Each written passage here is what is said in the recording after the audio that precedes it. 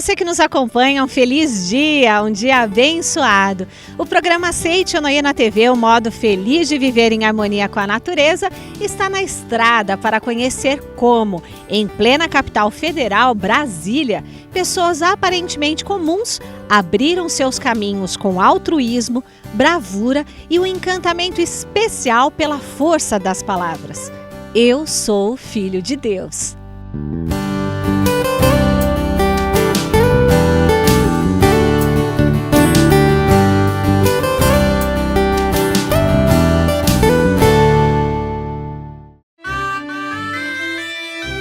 Quer passar um dia diferente?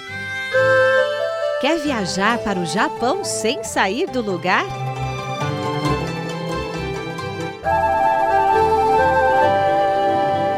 Música, dança e outras manifestações culturais tipicamente japonesas, mescladas com palestras transformadoras.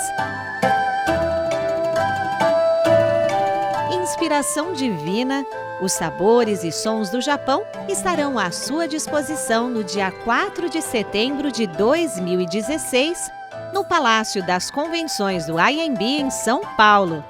Venha participar conosco! A 30ª Convenção Nacional da Seichonoye do Brasil, em idioma japonês e português, foi feita para você. Participe conosco deste evento.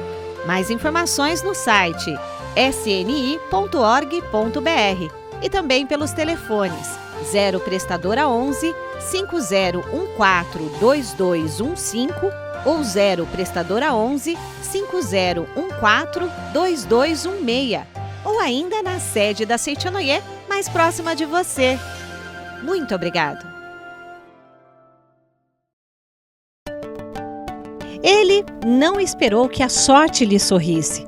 Afundou seu solado no chão que o separava do horizonte sonhado e desenhou nele os próprios mapas e caminhos.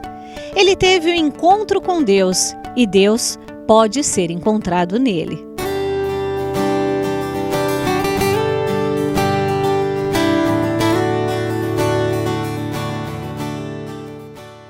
Sr. Emílio, muito obrigada pela oportunidade de estarmos aqui, na Regional de Brasília, da Seichonoye, e poder entender e compreender um pouco mais sobre a Seichonoye através do seu relato de vida, né?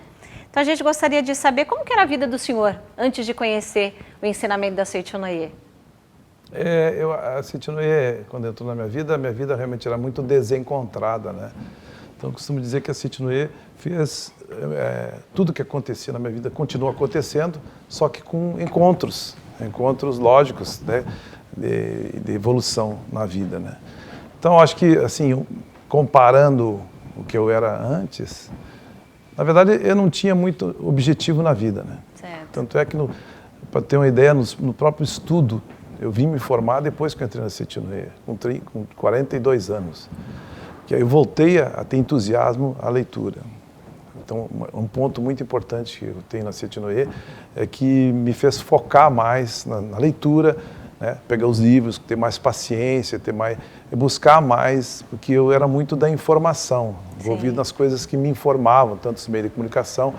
Tudo que era informação eu tinha, mas não tinha conteúdo, não tinha fundamentação assim, nas coisas, como profissional e também como religioso, né, dentro da Seichonoye, já que hoje eu tenho também Seichonoye como religião.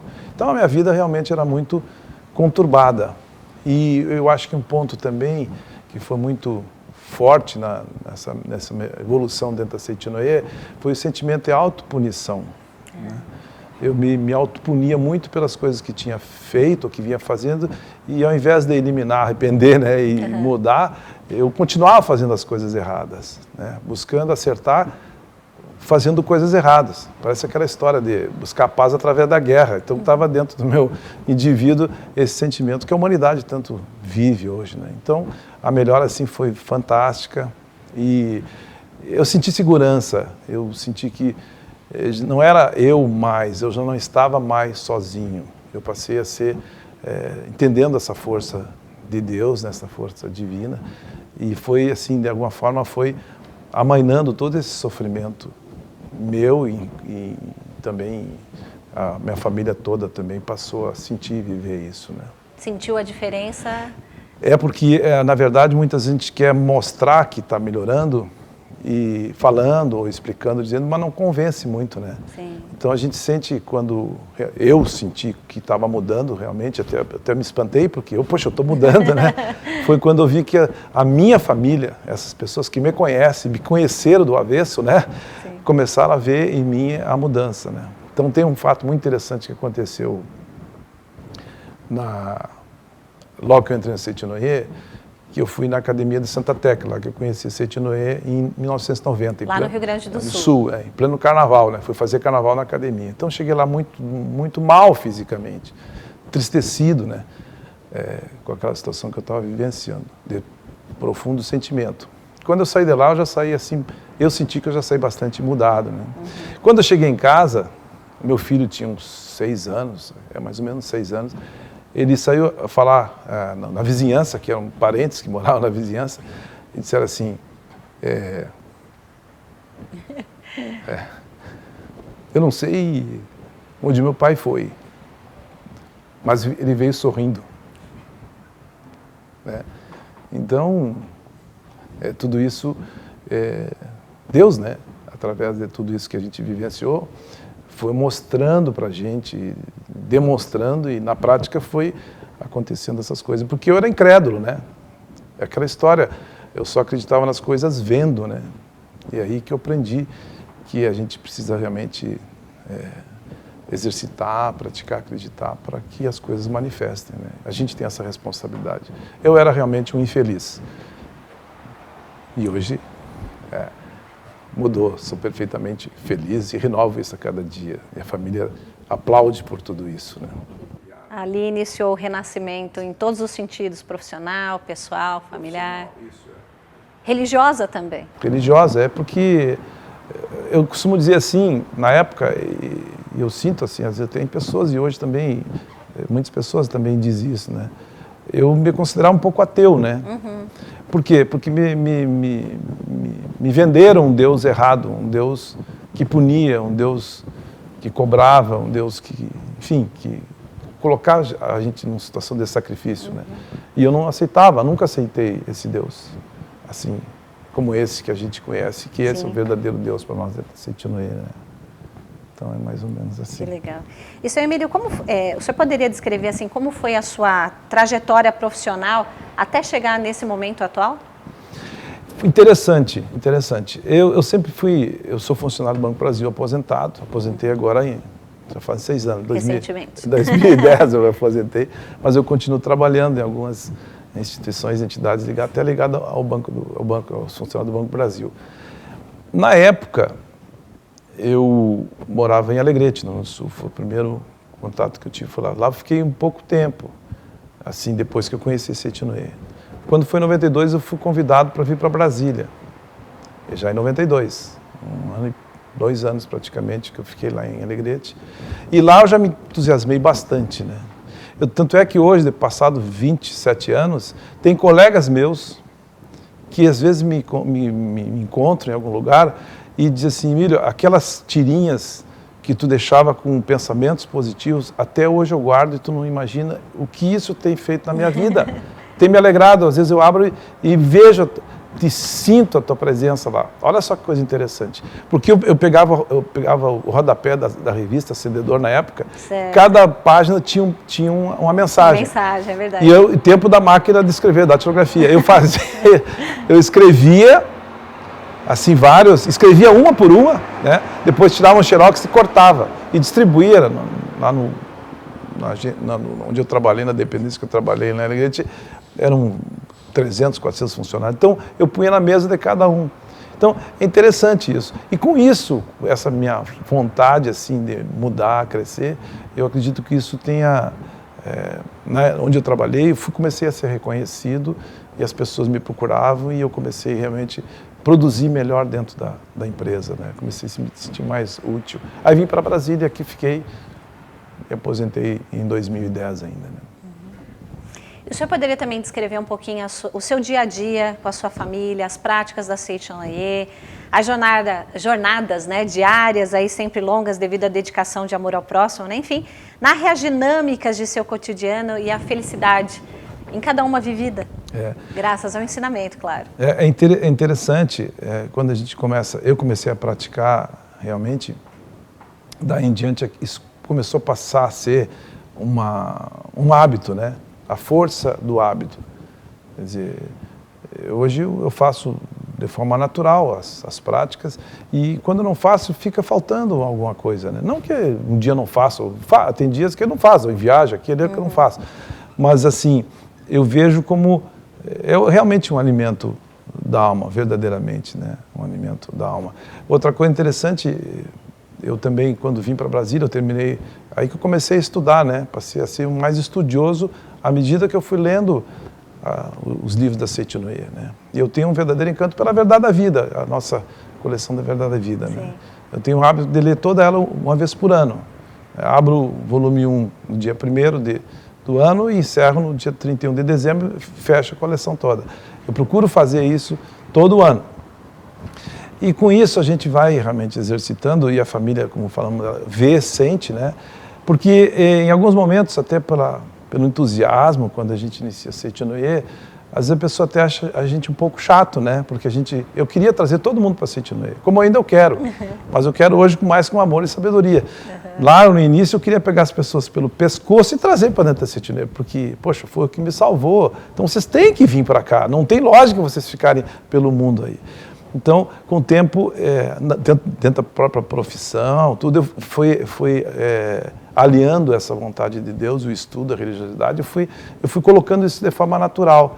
Então, hoje, falar religião dentro do trabalho, onde eu convivo com pessoas, né, fora da Seito Inoue, elas respeitam e aceitam a minha forma de ser, porque sabem que isso é uma forma natural de entremear a questão fenomênica, a questão, né, eu sou advogado, às vezes eu estou discutindo um contrato, uma coisa, assim, dentro do princípio da legalidade, né, e eu fico investido daquele compromisso de fazer as coisas certas dentro da expressão do convívio social.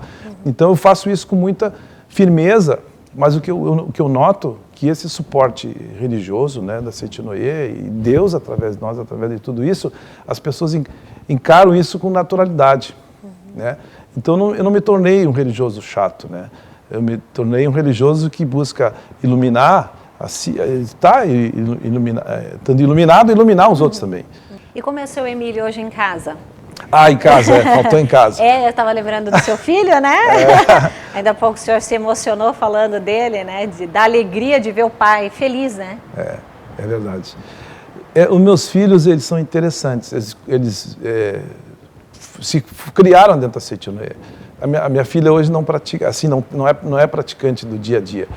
Mas às vezes eu estou fazendo a sutra em casa e eu falo a sutra e ela fala a sutra sem ler a sutra. Ou seja, ela vai recitando o poema da sutra sagrada. Às vezes no carro, às vezes eu saio viajar com eles junto e ponho tudo dentro do carro para a gente, às vezes viagens curtas, mas para a gente recordar aqueles momentos de infância, coisa assim, né? Então eu ligo no som a sutra e ela começa a recitar. A recitar o poema. E às vezes eu desligo, continua, e ela continua. Então assim, eles são assim, eles se criaram com esse sentimento. Então são assim, a minha filha mesmo, ela não tem preocupação, ela não tem medo, coisas até que eu tinha, eu vejo que meus filhos não têm. Então, só esse fato já é uma demonstração clara de que aquilo que a gente está praticando, de alguma forma, extirpou de dentro de mim isso, e eles passaram a ter uma vida, um caminho mais suave, e isso eles têm. São extremamente responsáveis, são de sucesso. Meu filho é físico, pós-graduado, doutorado, com um trabalho que também bacana. No exterior. A minha filha ela é designer, né? Mas ela foi pela linha da fotografia, ela é fotógrafa profissional e vive muito bem disso, né? Eu já tenho uma neta, uma netinha vai fazer 2 anos, agora em agosto também. E assim, eu olho para eles assim, e eu aprendi a olhar para meus filhos desde então, né? Como filhos de Deus, não meus filhos. E é assim que eu abençoo eles a todo dia. Estão sempre próximos. Um mora em Porto Alegre e a minha filha mora em Criciúma, todos distantes. Distantes. Né? Mas é assim, dentro da meditação Shisokan, todo dia quando eu faço Shisokan, eu sinto eles sempre muito perto de mim, né? Com certeza. E a minha esposa, enfim, é a sustentação. Se hoje o que eu sou, ela sustentou. Na época que a gente teve as crianças mesmo, ela pensou em trabalhar e tudo. Eu digo, não, eu tenho condição. E ela disse, não, você tem condição de sustentar? Então eu vou ser mãe. E então ela foi...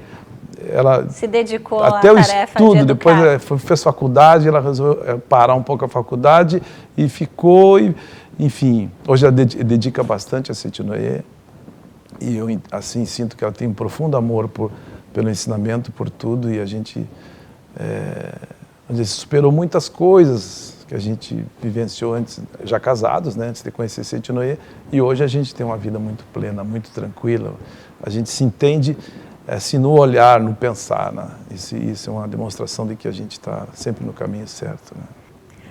O senhor é uma pessoa feliz hoje? Hoje, claro, antes de Seicho-no-ie eu achava que eu era muito feliz, né? Mas as minhas felicidades eram muito provisórias, muito temporárias, né? Momentâneas. Momentâneas.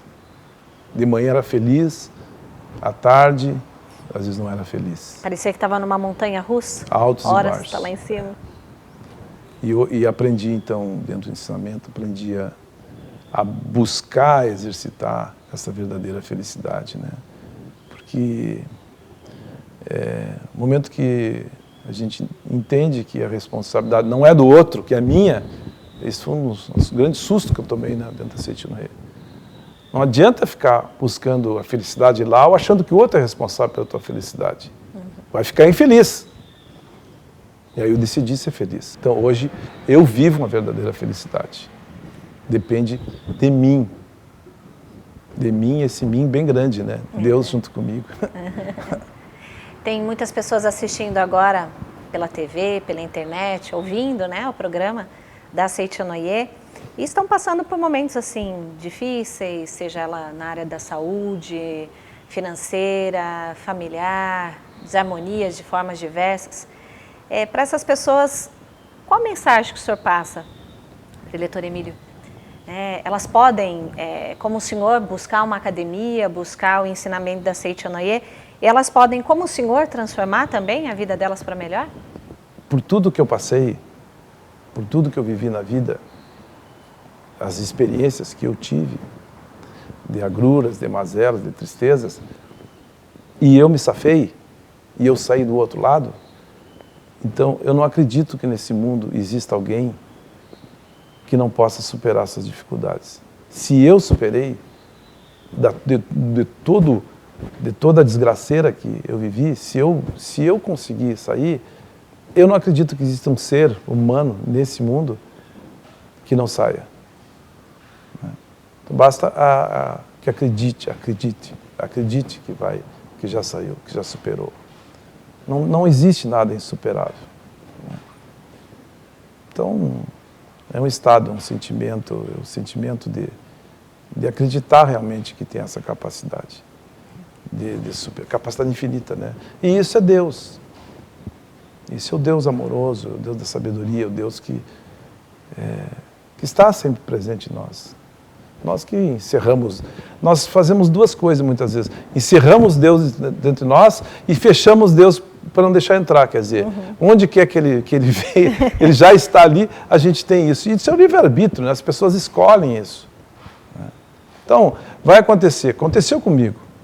Muitas vezes nós vamos chegar aqui na Seicho-no-ie e vão entrar pela mão dos outros, vão continuar sendo conduzidos pela mão dos outros. Até certo momento que vai dizer assim, a pessoa vai olhar e vai dizer assim, como pai em relação ao filho, chega, agora tu vai andar com as tuas próprias pernas. Isso tem os processos. As pessoas às vezes têm preocupação, têm timidez, ou têm medo de chegar e ter que conversar, falar com as pessoas e de alguma forma dizer, me ajuda, pega da minha mão. Às vezes a pessoa tem uma certa dificuldade. Eu costumo dizer que viver Seicho-no-ie não é fácil, mas é simples. É só viver Seicho-no-ie. Se a pessoa não está vivendo Seicho-no-ie, não está vivendo com essa ideia de salvar a si e aos outros, é porque é egoísta. Está egoísta. Não deixa fluir, não deixa manifestar Deus. Né? Aquela história, a gente assim, na Seitonoye a gente aprende bastante assim, né? Perdoa. As pessoas não conseguem perdoar. É fácil? Claro que não é fácil. É simples? Claro que é simples. É só chegar a pessoa e dizer, me perdoe. Chegar a pessoa, eu te amo. Mas as pessoas, o ego é muito grande, né? A arrogância, aquela coisa, a soberba, eu não posso fazer isso, imagina eu, o status que eu sou, a autoridade que eu sou, a referência que eu sou dentro de uma sociedade, eu não posso fazer isso. E essas pessoas vão criando uns paredões, né? Sim, ele morre, quando vê está morto. Vê ele está sem circulação, o que não circula morre. Se o ser humano não deixar circular as ideias, o sentimento entre as pessoas, ele sucumbe. Aí vai ter que voltar de novo, não tem encarnação, começar tudo de novo. Não sei se a gente vai voltar um dia, não sei, mas a gente está sempre buscando a caminhada, o caminho infinito, mas da evolução, não da circulação por si só. Sim, sim. Tem gente que está circulando que nem o cachorro correndo atrás do rabo. Não é porque ela quer. Isso é dentro do mundo do inconsciente, né? Esse mistério, muitas vezes, do subconsciente, onde reside esses grandes traumas, enfim, ressentimentos profundos que as pessoas ficam muito apegadas. É o apego. Se tiver o desapego... Aí a coisa anda. Anda, tem que andar para frente. Queria que o senhor deixasse uma mensagem final, né, para as pessoas que estão acompanhando o programa da Seitonoye. Você que está acompanhando a Seitonoye na TV, e também as divulgações da Seitonoye também, leve ao maior número de pessoas isso. Faça esse trabalho, isso realmente vai trazer essa verdadeira felicidade de viver e vai entender o que está fazendo aqui realmente nesse mundo, nessa missão de ser humano, de pai, enfim. E é isso, a pessoa arregaçar as mangas e andar para frente. E fazer a diferença na vida dela e na vida das pessoas que estão à sua volta.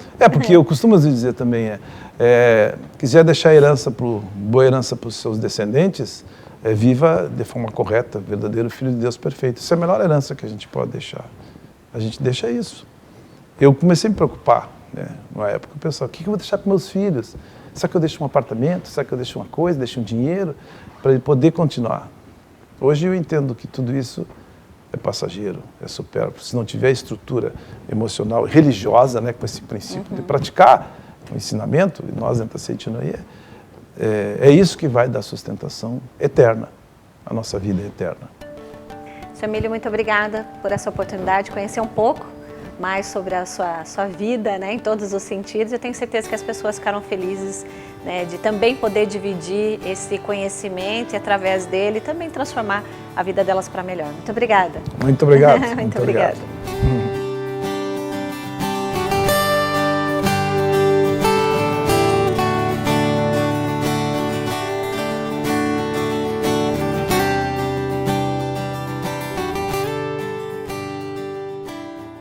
Seja você também um mantenedor do programa Seitonoye na TV. Acesse o site www.sni.org.br ou através dos telefones 0800 770 2600 ou para 0 operadora 11 5074 4180 de telefone celular. E transforme a sua vida e de muitas pessoas através da sua doação.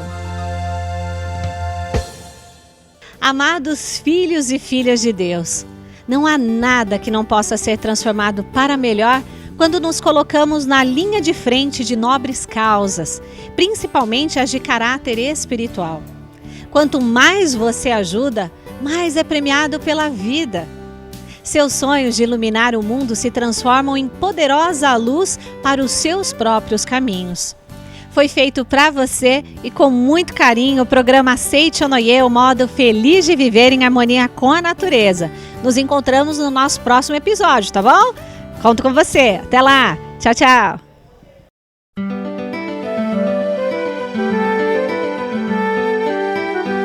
Oração para agradecer a nova vida. Eis que desponta um novo dia. quanta alegria, quanta graça divina! Agradeço profundamente a Deus, como também a todas as coisas do universo. Desperto ou adormecido, eu não poderia viver um minuto sequer se não houvesse a proteção de Deus. A luz do sol, o ar, a água, os alimentos, tudo vem de Deus, que me sustenta e que continuará sustentando-me sempre. Neste início de um ano novo, agradeço a proteção que recebi até agora e desejando que neste ano também seja abundante a sua proteção, prometo retribuir as graças recebidas, dedicando-me de corpo e alma à realização da missão a mim atribuída por Deus. Deus é o todo de tudo. Todas as coisas do universo são a manifestação do amor, da sabedoria e da vida de Deus. Nós, homens, também somos a manifestação do amor,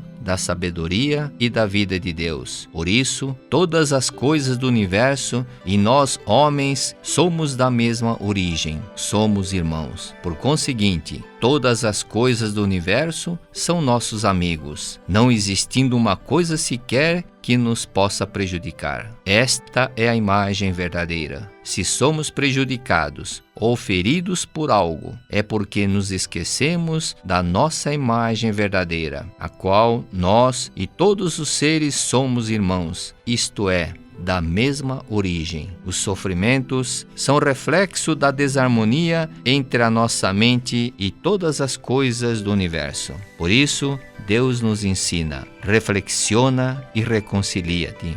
Deus é o todo de tudo e está presente em todas as partes. Deus é infinito e sagrado, está sempre e eternamente aqui e agora, envolvendo-me por cima e por baixo, pela esquerda e pela direita, pela frente e por trás, no céu e na terra, nos quatro cantos do mundo. Não existe uma parte sequer onde Deus não esteja presente. Muito obrigado.